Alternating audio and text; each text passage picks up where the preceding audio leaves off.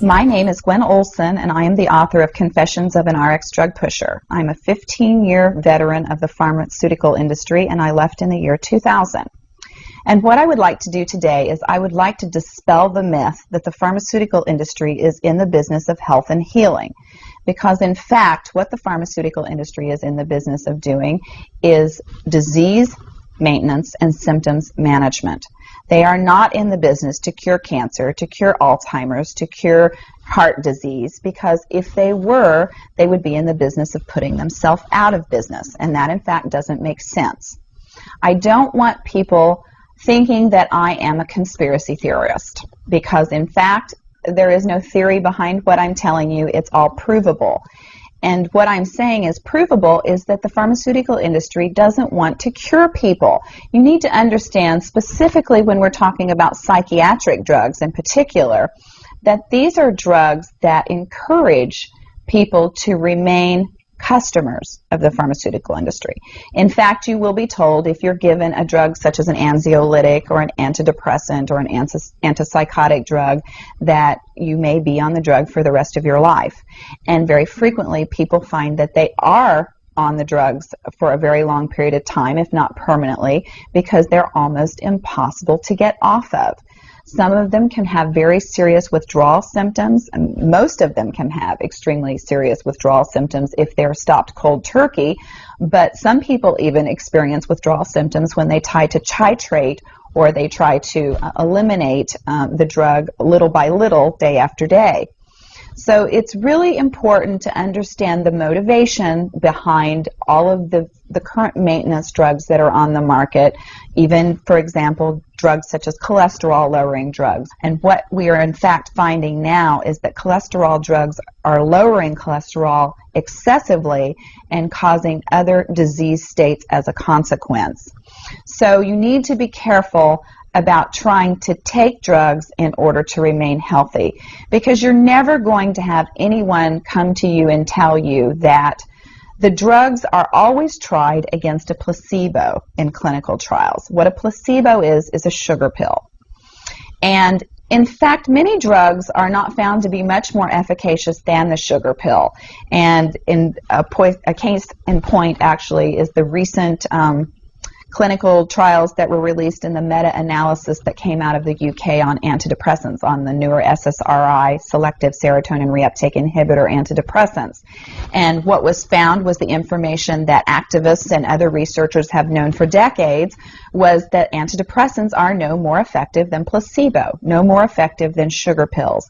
But yet there are over 44 million people that have been taking these antidepressants, and a large number of them people that have mild to moderate depressive episodes. In fact, they prove that the antidepressants were not effective in anyone with the exception of some of the most severely depressed patients. And I can tell you from personal experience that there are a number of things that depressed patients can do to improve their mental status aside from drugs that are quite effective, and in fact more effective than placebo. Another recent study that was released showed that exercise was in fact more effective than either placebo or the antidepressant drug that they were compared to. But just like Bill Maher said in his show, you know, we're never going to hear any ads on television that are sponsored by anybody saying, you know, the New England Journal just announced that exercise is twice as effective as antidepressants in curing depression. Ask your doctor if getting your butt off the couch is right for you. You know, you're never going to get that kind of good information, fair, balanced information, as long as pharma is funding the major TV stations, the advertising that supports those television stations, the major journals, and all of the advertising that supports the major journals.